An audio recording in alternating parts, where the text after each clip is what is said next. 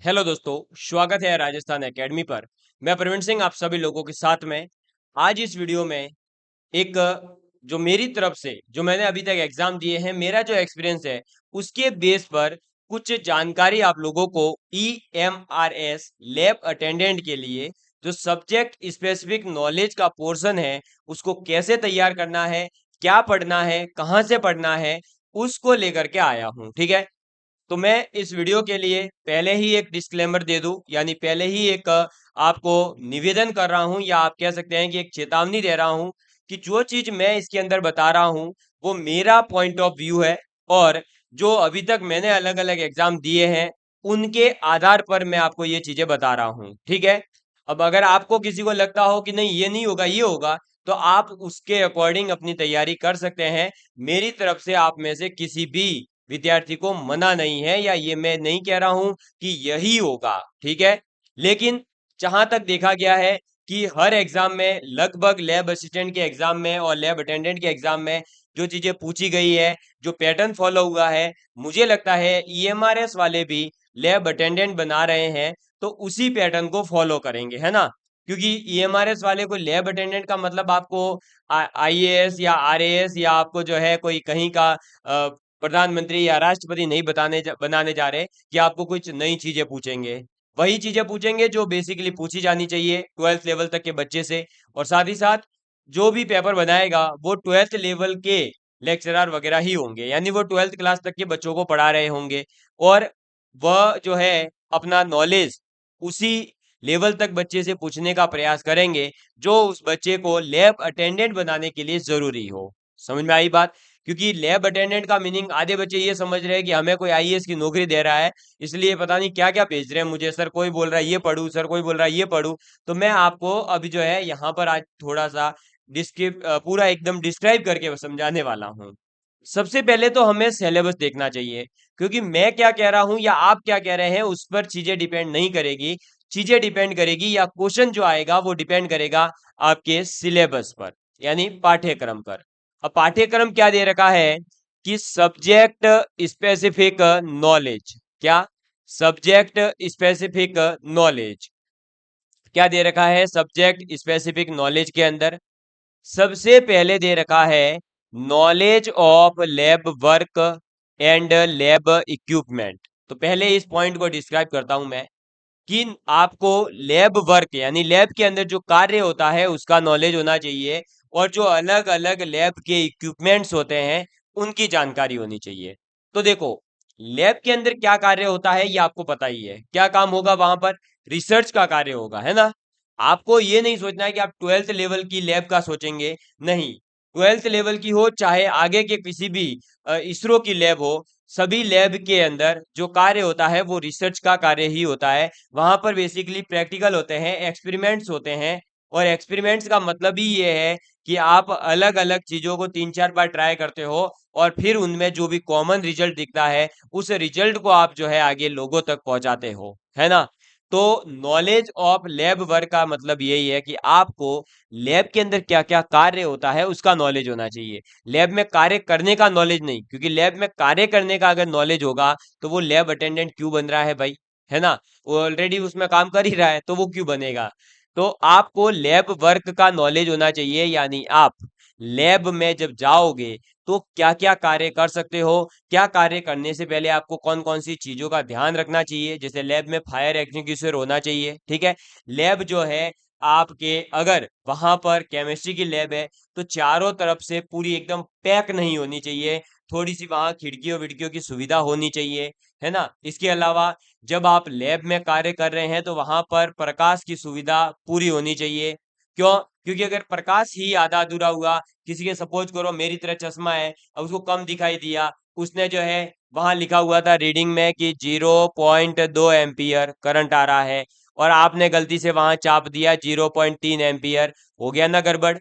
तो ये चीजों का नॉलेज आपको होना चाहिए, ठीक है। इसके साथ साथ आपको जो भी लैब इक्विपमेंट्स होते हैं, अब 12th लेवल तक के जो इक्विपमेंट्स होते हैं उनका पता होना चाहिए। जैसे आपका मीटर, क्लियर है। दूसरा आपका वोल्ट मीटर, क्या आ जाएगा? Volt meter. तीसरा आपका मीटर ब्रिज। चौथा आपका पोटेंशियोमीटर। व्हीटस्टोन ब्रिज, इसके अलावा जो आपके ट्रांजिस्टर होते हैं वो, इसके अलावा टेलीस्कोप, माइक्रोस्कोप, जितने भी लेंस होते हैं, उत्तल लेंस, अवतल लेंस, दर्पण, उत्तल दर्पण, अवतल दर्पण, इसके अलावा जो रेजिस्टेंस वायर होता है उसका नॉलेज होना चाहिए, जो लेग्रांजेस सेल होते हैं उसके बारे में आपको पता होना चाहिए। इसके अलावा आपकी जो वन वे की होती है वो क्या होती है, टू वे की क्या होती है, थ्री वे की क्या होती है, वो आपको पता होना चाहिए। इसके अलावा आपको जो आपके सोलर एनर्जी का जो आपका मॉड्यूल होता है जिसमें आप सोलर पंप वगैरह बनाते हैं उसका आपको पता होना चाहिए। सिंपल पेंडुलम का आपको पता होना चाहिए। इसके अलावा आपको जो है डिजिटल वॉच जो होती है, यानी जो आपकी डिजिटल क्लॉक होती है, उस क्लॉक का नॉलेज होना चाहिए कि कैसे उसमें टाइम की जो है गणना की जाती है, कैसे हम जो है उसमें टाइमिंग को स्टार्ट करते ही गणना लिखेंगे। तो उस प्रकार की जो अलग अलग वॉच आती है वो आपको नॉलेज में होनी चाहिए। ठीक है, ये हो गए लैब के इक्विपमेंट्स, ये तो हो गए फिजिक्स के। अगर बायोलॉजी में बात करें तो आपके कंकाल तंत्र आपको पता होना चाहिए। आपके पास में जो है एक गैस की सुविधा होनी चाहिए, क्योंकि वहीं पर आप थोड़ा सा पानी वानी गर्म करके जो है रिसर्च वगैरह करते हो, हमारे पास में पड़ा है इसलिए मैं बता रहा हूँ। ठीक है, इसके अलावा माइक्रोस्कोप बायो लैब में तो होना ही चाहिए। ठीक है, और इसके अलावा आपके जो काटने के लिए कैंची वगैरह होती है, पत्तियों को काटने के लिए, रेसे जो आपकी सेल्स होती है उनको दूर दूर करने के लिए, कोई हाथों से दूर नहीं करोगे, इतनी बड़ी सेल्स नहीं होती है, उनको आप मशीन के जो है आपके इक्विपमेंट्स आते हैं अलग अलग, उनसे अलग किया जाता है। तो वो सब आपको नॉलेज में होने चाहिए कि किसका क्या नाम है। अगर केमिस्ट्री लैब की बात की जाए तो आपके बीकर क्या होता है या बीकर का शेप कैसा होता है ना, सभी बीकर एक जैसे नहीं होते हैं। आपने देखा होगा कुछ बीकर इस प्रकार के होते हैं, ऐसे, एक सेकेंड, ये ऐसे है ना, मतलब ये प्रॉपर बनाऊं तो इस टाइप के, कुछ होते हैं इस प्रकार के, ये इस प्रकार के देखे होंगे आपने, है ना। कुछ इससे भी पतले पतले होते हैं, जो टेस्ट ट्यूब्स होती हैं वो क्या होती है। इसके अलावा जो आपके केमिस्ट्री के अंदर अलग बड़े बड़े बीकर भी होते हैं, एक स्टैंड भी होता है जिसमें आप ऊपर से भरते हैं फिर नीचे की तरफ उसको निकाला जाता है। तो वो अलग अलग जो उनके नाम होते हैं वो आपको पता होने चाहिए, और उन स्टैंड्स का क्या यूज है वो पता होना चाहिए। तो ये तो हो गए सभी इक्विपमेंट्स, यानी लैब के अंदर काम में आने वाले जो भी इक्विपमेंट्स है 12th लेवल तक के, वो आपको पता होने चाहिए। समझ में आई बात। अब इक्विपमेंट्स के अंदर आपको 12th लेवल तक के ही, ये नहीं कि आप जो है जाकर के डीआरडीओ की लैब के जो इक्विपमेंट्स है उनकी सर्च करने लग गए, नहीं भाई, वो काम नहीं आएंगे। तो ये पहला पॉइंट है, समझ में आ गया होगा, अच्छे से मैंने पूरा डिस्क्राइब कर दिया है कि क्या पढ़ना है। ठीक है, फिर दूसरा आ जाता है कि आपके पास में knowledge of experiments of chemicals. तो जो रसायन होते हैं, केमिकल्स मतलब रसायन, तो केमिकल्स के एक्सपेरिमेंट का आपको नॉलेज होना चाहिए, यानी आपको पता होना चाहिए कि लेसेज सॉल्यूशन क्या होता है। आपको ये पता होना चाहिए कि अगर हमारे पास में जो पानी होता है वो भी अलग अलग प्रकार का होता है, एक डिस्टिल्ड वाटर होता है, ठीक है, इसके अलावा हमारा जो डेल्यूट वाटर होता है, या H2SO4 डेल्यूट होता है, कंसंट्रेट होता है, HCl कंसंट्रेट होता है, HCl डेल्यूट होता है। इस डेल्यूट का मीनिंग क्या होता है, कंसंट्रेट का मीनिंग क्या होता है। इसके अलावा आपको ये पता होना चाहिए कि जब हम कंसंट्रेट चीजों को डेल्यूट के अंदर मिलाते हैं, या हमारे डेल्यूट को कंसंट्रेट के अंदर मिलाते हैं, तो हमें कैसे मिलाना चाहिए। साथ ही साथ क्या हमें कोई भी केमिकल अगर मिलाना है, तो सपोज करिए जैसे मेरे पास ये पानी की बोतल है और मेरे को केमिकल मिलाना है, तो मैं एकदम से ऐसे ढोल दूंगा क्या, नहीं, आपको वहां धीरे धीरे धीरे धीरे धीरे मिलाना चाहिए। और कितना मिलाना है ये मात्रा आपको पता होनी चाहिए, है ना। आपको मतलब एक्चुअली केमिस्ट्री के अंदर आप प्रैक्टिकल कैसे करते हो उसका नॉलेज होना चाहिए। साथ ही साथ अगर किस प्रकार की कोई गंध आ रही है तो आपको कैसे समझना है कि वो गंध कौन से केमिकल की हो सकती है। जैसे सड़े हुए अंडे की अगर गंध आ रही है तो आप समझ जाइए कि वहां पर सल्फर है, यानी सल्फर डाइऑक्साइड, H2S है। समझ में आई बात। इसी के साथ जब भी आप प्रैक्टिकल कर रहे हैं केमिस्ट्री के, तो आपको हाथ में ग्लव्स पहन के काम करना है, ताकि कोई भी अगर जो है आपका केमिकल है वो गिरे तो आपके हाथ पर नहीं गिरे और आपके हाथ नहीं जले। इसी के साथ जब भी आप एक्सपेरिमेंट कर रहे हैं तो जो टेस्ट ट्यूब वगैरह होती है जिसमें आप भर रहे हैं केमिकल को, उसको आप हमेशा जो है अपने से दूर, अपने मुंह से दूर की तरफ और थोड़ा सा टेढ़ा करके रखें, एकदम ऐसे सीधा नहीं रखें, क्योंकि सीधा करने पर क्या होता है, जैसे ही आपने डाला और अगर सपोज करो वो चलनशील है और वो एकदम से बाहर आ गया तो आपके हाथों पर गिरेगा। जबकि जब ऐसे होगा तो क्या होगा कि वो नीचे होकर के बाहर गिरेगा, आपके हाथों पर गिरने के चांसेस कम रहेंगे। साथ ही साथ जब भी आप टेस्ट ट्यूब को पकड़ रहे हैं तो इसे ज्यादा दबाकर नहीं पकड़ना है। बस ये चीजें आपको जो है ध्यान रखनी है। ये होता है एक्सपेरिमेंटल नॉलेज। समझ में आई बात? वहां पर आपको जो है ये नहीं करना है कि आप जो है पूरे के पूरे केमिस्ट्री के प्रैक्टिकल रटने बैठ गए 12th लेवल के, नहीं। जो छोटे छोटे प्रैक्टिकल है, छोटी छोटी रिएक्शन है, वो ही याद रखनी है। फिर सेफ्टी प्रोटोकॉल ऑफ लैब। तो प्रोटोकॉल आपको कौन कौन से फॉलो करने चाहिए? तो आपको लैब के अंदर मजाक मस्ती नहीं करनी है। आप केमिस्ट्री का प्रैक्टिकल कर रहे हो और किसी की आदत होती है नाक में हाथ डाल के खेलने लग गए। अबे केमिस्ट्री का हाथ में अगर केमिकल रह गया और नाक में चला गया, आप बेहोश हो गए, तो आपने फिनॉल सूंघ लिया तो आप बेहोश हो सकते हैं। तो आपको जो है ये चीजें ध्यान रखनी है। जब आप प्रैक्टिकल कर रहे हैं तो जैसे सोडियम होता है ना, लैब के अंदर ये मस्ती सब ज्यादा करते हैं, मैंने भी ये कर रखी है इसलिए बता रहा हूँ कि हम क्या करते हैं कि कैम जो भी हमारे सोडियम का डिब्बा पड़ा है, हम ज्यादा से ज्यादा सोडियम लेकर के क्या करते हैं, पानी में डालने की कोशिश करते हैं। लेकिन बेटा वो एक मजाक तक ठीक है। जब आप अगर लैब अटेंडेंट बनने जा रहे हो तो आपको वहां ध्यान रखना है कि आपको ये चीजें नहीं करनी है कि सोडियम लेकर के बैठ के पानी में डाल रहे हो, खेल रहे हो। ओ क्या, देखो देखो देखो सोडियम ऐसे घूम रहा है, मजा आ रहा है, मजा आ रहा है, नाचना नहीं है। बात समझ में आई बात? उस चीज का फॉलो करना है, वहां आपको ये प्रोटोकॉल फॉलो करना है कि सोडियम उतनी ही मात्रा में विद्यार्थियों को दिया जाए या उतनी ही मात्रा में एक्सपेरिमेंट के लिए निकाला जाए जितनी आवश्यकता है। क्योंकि अगर आपने ज्यादा अमाउंट में पानी में रख दिया तो वो एकदम से ब्लास्ट भी हो सकता है, और ब्लास्ट होने से कोई विद्यार्थी जल भी सकता है, किसी प्रकार की हानि हो सकती है। और वहां पर गैस भी पड़ा होता है जो बर्नर के रूप में आपके आगे काम आता है। तो वहां पर अगर कुछ हो गया तो सपोज करिए पूरी लैब उड़ सकती है, पूरी स्कूल में बड़ा हादसा हो सकता है। तो इन चीजों को आपको फॉलो करना होता है, ये होते हैं सेफ्टी प्रोटोकॉल। एप्रिन पहन करके काम करिए। फिजिक्स में अगर आप इलेक्ट्रिसिटी से रिलेटेड कोई प्रैक्टिकल कर रहे हैं तो लाइट से मजाक मस्ती नहीं करनी है, एक लिमिट में रहते हुए, और एक सीरियसली कैंडिडेट के साथ में आपको वहां काम करना है। समझ में आई बात?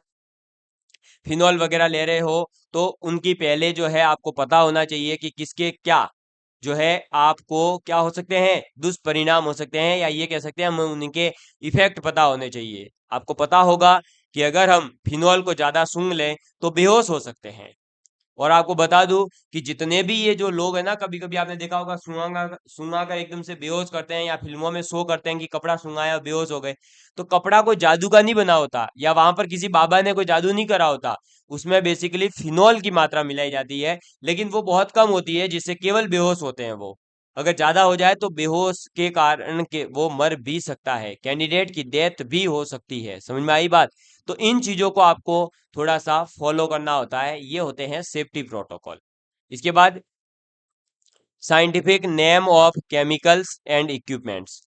तो देखो इक्विपमेंट्स जो भी हैं उनके साइंटिफिक नाम आपको पता होने चाहिए, है ना। हम तो घर पे तो है ना टेस्ट ट्यूब को क्या कह सकते हैं, अरे नली दे दो। लेकिन एग्जाम में नली नहीं बोलना है, या आपको जो है किसी बच्चे को नली नहीं बोलना है, आप उसको बोलोगे टेस्ट ट्यूब। तो उसका साइंटिफिक नाम आपको पता होना चाहिए। केमिकल के साइंटिफिक नाम, ये जनरल साइंस का ही टॉपिक है। केमिस्ट्री के अंदर आप पढ़ते ही हो ना कि जैसे कैल्शियम कार्बोनेट है तो क्या लिखोगे, CaCO3, है ना। मिल्क ऑफ मैग्नीशिया यानी मैग्नीशियम कार्बोनेट, तो MgCO3। समझ आई बात? तो ये तो आपको पता ही है पहले से। दावन सोडा को अपन क्या कहते हैं? इसके अलावा खाने के सोडे को अपन क्या कहते हैं? आपका जिप्सम क्या होता है? प्लास्टर ऑफ पेरिस क्या होता है? ये तो साइंटिफिक नाम आपको ऑलरेडी पता ही है ना। तो बस वही याद करने हैं। तो आपको ऐसा नहीं है कि पूरी की पूरी केमिस्ट्री के जो है प्रैक्टिकल, या फिजिक्स के प्रैक्टिकल, या बायोलॉजी के प्रैक्टिकल पढ़ के जाने हैं, ठीक है। इसके बाद नॉलेज ऑफ डिफरेंट मेथड्स। तो देखो अलग अलग मेथड्स होते हैं, जैसे केमिस्ट्री में है तो आपको अगर कोई केमिकल दे दिया जाए तो आप डायरेक्ट, ऐसा नहीं है कि उसका एक्सपेरिमेंट करने बैठ जाओगे। पहले आप उसकी क्या देखोगे, स्टेट देखोगे कि वो सॉलिड है, लिक्विड है, या गैस है, ठीक है। इसके बाद उसका रंग क्या है। उसके बाद वो जो है सॉलिड अगर है तो कैसा सॉलिड है, क्रिस्टल सॉलिड है या आपका जो है ठोस सॉलिड है। समझ में आई बात? इसके बाद में आप उसको क्या करोगे, हाथों में रगड़ोगे। रगड़ने पर क्या वो टूट रहा है या अपना रंग चेंज कर रहा है। उसके बाद में उसको थोड़ा सा पानी में डालोगे तो आपको पता चलेगा कि वो घुलनशील है या नहीं है। थोड़ा सा उसको गर्म करके देखोगे और अगर वो जल रहा है और काले धुएं के साथ जल रहा है, इसका मतलब उसमें कार्बन है, तो हो सकता है वो एक कार्बनिक पदार्थ हो।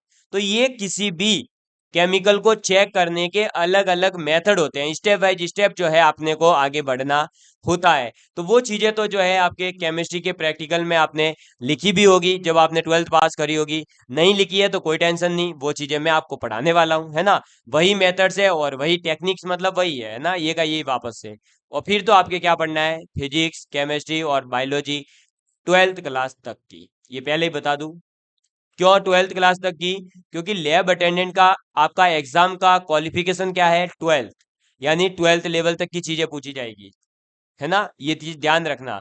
बाकी जगह जो लैब अटेंडेंट की वैकेंसी आती है वो 10th पास आती है, तो 10th पास में 10th तक का नॉलेज आता है, लेकिन आपके 12th पास का है तो 12th पास लेवल तक का आपको जो है नॉलेज होना चाहिए।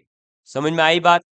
अब ये सब तो हो गई बातें, अब इन सबको पढ़ेंगे कहाँ से, है ना सर, ये आपके डाउट आ रहा होगा। तो देखो भाई, पढ़ने के मैं 2-3 तरीके अलग अलग बता देता हूँ कहाँ से आप पढ़ सकते हैं। देखिएगा, टेंशन नहीं लेना, मैं बता रहा हूँ सब चीजें आज आपके सामने क्लियर कर दूंगा कि साइंस में आपको कहीं नॉलेज की दिक्कत ही नहीं रहे। अब जो भी चीजें मैंने बताई है इसमें अगर आप देखोगे तो प्रैक्टिकल की चीजें भी हैं, जैसे इक्विपमेंट्स वगैरह का आपको नाम पता होना चाहिए, है ना। इसके अलावा आपको मेथड्स अलग अलग पता होने चाहिए। तो देखो भाई, सबसे पहला तो आपको जो है ये इक्विपमेंट्स है, साइंटिफिक नेम है, सेफ्टी प्रोटोकॉल है, एक्सपेरिमेंट है, ये सब चीजें तब समझ आएगी जब आपको फिजिक्स, केमिस्ट्री और बायोलॉजी का नॉलेज होगा। यानी आप इसके लिए 6 to 12th क्लास तक, अब 12th में पूरी बुकें नहीं पढ़नी है, पहले आप 10th तक की साइंस की किताबें कंप्लीट करें, है ना, साइंस की किताबें। उसके बाद में 11th एंड 12th में कुछ चैप्टर हैं जिनसे प्रैक्टिकल क्वेश्चन बनते हैं, उन्हीं को पढ़ना है, पूरी 11th 12th पढ़ने नहीं जाना है, ठीक है। अब सर हमारे पास में इतना ज्यादा समय नहीं है, तो देखो वो अब आप कैसे पढ़ते हो वो आपके ऊपर डिपेंड करता है, आप कहाँ से पढ़ते हो वो भी आपके ऊपर डिपेंड करता है, पर इस लेवल तक का नॉलेज तो होना ही चाहिए। इसके बाद जो हमारे प्रैक्टिकल की बुकें आती है, जो लैब मैनुअल जिसे कहते हैं, तो वो लैब मैनुअल आपको 11th 12th क्लास का अलग अलग आता है। तो वो आपको फिजिक्स, केमिस्ट्री और बायोलॉजी तीनों का पढ़ना होगा। पढ़ना मतलब पूरा पूरा नहीं पढ़ना है, उसमें से जो है आपके उसमें जो भी अलग अलग इक्विपमेंट्स है हर एक्सपेरिमेंट के वो आपको पता होने चाहिए, और हर किसी में सेफ्टी प्रोटोकॉल लिखे होते हैं वो आपको याद होने चाहिए, और उसके अंदर जो भी केमिकल यूज हुआ उनका साइंटिफिक नाम आपको पता होना चाहिए, और कौन कौन से मेथड यूज करते हैं अपन अलग अलग वो आपको पता होने चाहिए। तो ये सब आपको नॉलेज कहाँ से मिलेगा, लैब मैनुअल से, ठीक है। तो ये दो सोर्सेस हैं जहां से आप इनको पढ़ सकते हैं। इनके लिए कोई अभी से बुक अवेलेबल है क्या सर, तो देखो बुक आपको, मुझे तो नहीं पता कि किसी अच्छे राइटर की अवेलेबल है या कोई अच्छी बुक अवेलेबल है, ना ही तो किसी अच्छी पब्लिकेशन की है, ना ही किसी अच्छे राइटर की अवेलेबल है, ठीक है। हाँ, अब आप छूट मूट अगर जो है गूगल पर या आप अमेजन वगैरह कहीं अलग अलग ई कॉमर्स पर आप सर्च मारोगे तो आपको मिल तो जाएगी, लेकिन उसमें से कुछ भी एग्जाम में नहीं मिलेगा। इसका प्रमाण जो है लैब आपके एनवीएस वगैरह के लिए जो बुकें अवेलेबल है आप उसमें देखोगे तो कुछ भी एग्जाम में नहीं आता है, क्यों, क्योंकि वो बुकें केवल और केवल यूं ही लिख ली गई है, हाँ बच्चा खरीद ले, क्योंकि जब कोई उपलब्धि नहीं है तो लोग पागल बनने के लिए किताब खरीदते ही हैं। लेकिन मेरी तरफ से सजेशन रहेगा कि अगर आपको किताब ही खरीदनी है तो आप शांति से इनको पढ़ें, कोई किताब खरीद के आपको कोई बेनिफिट नहीं होने वाला। बाकी आपकी इच्छा है, जब आप खरीद लोगे फिर बाद में जब एग्जाम होगा उसके बाद आपको पता चलेगा, क्योंकि कोई चीजें ऐसी होती है जो हमें पहले पता नहीं चलती है या हम पहले नहीं मानते हैं, लेकिन जब बाद में हो जाता है तब हम मानने लग जाते हैं उसको। इसके साथ साथ तो सर हम क्या करें या आप हमारी क्या हेल्प कर रहे हो, तो देखो भाई मेरे द्वारा EMRS लैब अटेंडेंट के लिए पर्सनल डेडिकेटेड, केवल इसके लिए डेडिकेटेड साइंस स्पेसिफिक नॉलेज का, यानी जो ये सब्जेक्ट स्पेसिफिक नॉलेज आपके साइंस का पूछा जा रहा है, इसका कोर्स लाया गया है जिसमें मैं फिजिक्स, केमिस्ट्री और बायोलॉजी कंप्लीट, प्लस जो ये लैब मैनुअल की बातें की जा रही है, ये मतलब एक्सपेरिमेंट का जो नॉलेज है वो कंप्लीट कंप्लीट कंप्लीट आपको जस्ट 199 रुपीज के अंदर अवेलेबल करवाया जा रहा है मेरे खुद के द्वारा। तो सर आप इतने कम समय में कैसे? तो देखो भाई, मेरे पास में फिजिक्स, केमिस्ट्री, बायोलॉजी का ऑलरेडी मैं 12th क्लास तक पढ़ाता हूं, और आप मेरे चैनल पर देख सकते हो मैंने 12th क्लास तक की लैब असिस्टेंट में जो अपर लेवल के क्वेश्चंस आते हैं, जो राजस्थान लैब असिस्टेंट का सिलेबस है, उसको भी पढ़ा रखा है, और उसमें भी हमारे बच्चे सिलेक्टेड है। तो आप ये मान सकते हैं कि 11-12th लेवल तक का साइंस का कंप्लीट नॉलेज है, और मैं खुद आईआईटी जेई क्वालिफाइड हूँ, और साथ में बच्चों को पढ़ाता भी हूँ। अभी भी मैं आईआईटी जेई के लिए प्रिपरेशन करवाता हूँ, और बोर्ड के लिए भी।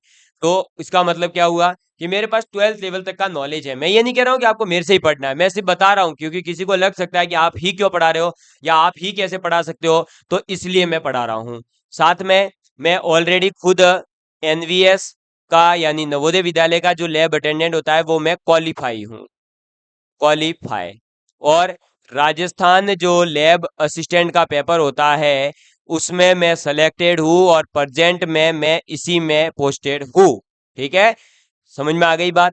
तो इसीलिए मैं ऑलरेडी खुद लैब के अंदर प्रैक्टिकल करवा रहा हूँ। लैब मैनुअल वगैरह मेरा पढ़ने का काम ही है, और लैब में क्या प्रोटोकॉल्स वगैरह फॉलो करने हैं, वो सब चीजें मैं ऑलरेडी खुद प्रैक्टिकल लाइफ में देख रहा हूँ डेली। इसीलिए इसी के बेस पर मैं ये सब चीजें आपको पढ़ाने वाला हूँ। तो आपको अगर कोर्स बाय करना है, तो आपको हमारे इस वीडियो के डिस्क्रिप्शन में लिंक मिल जाएगा, वहां से ऐप डाउनलोड करिए और आप कोर्स बाय कर सकते हैं, और डायरेक्ट कोर्स का लिंक भी दे रखा है, आप बाय कर सकते हैं। सर इस कोर्स में आप क्या देंगे? तो फिजिक्स, केमिस्ट्री, बायोलॉजी का ये वाला पोर्शन पूरा, ठीक है, ये पूरा 60 मार्क्स का जो है वो मैं आपका कंप्लीट करवाने वाला हूं। और जहां तक मैंने एनवीएस के लिए भी पढ़ा रखा है, आप यूट्यूब पे वीडियोस देख सकते हैं, राजस्थान के लिए पढ़ा सका है, और आप पेपर उठाकर देख लीजिए, मेरे वीडियो को पूरे पूरे देखने के बाद पेपर उठाकर देख लीजिएगा। आपको, मुझे जहां तक पता है, 70 to 80% पोर्शन एग्जैक्ट आपको मिल जाएगा।